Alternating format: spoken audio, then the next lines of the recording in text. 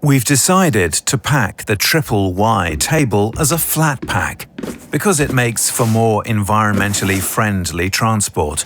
And besides, the assembly is so simple, we're sure you'll put the table together in no time. You'll find everything you need inside the box.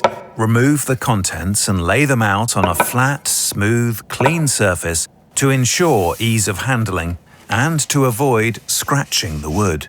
Place the tabletop face down with the threaded inserts facing up. You can start with any of the 3 legs. Place the bolts into the pre-drilled holes and align the leg over the threaded inserts. Tighten each bolt with the provided key.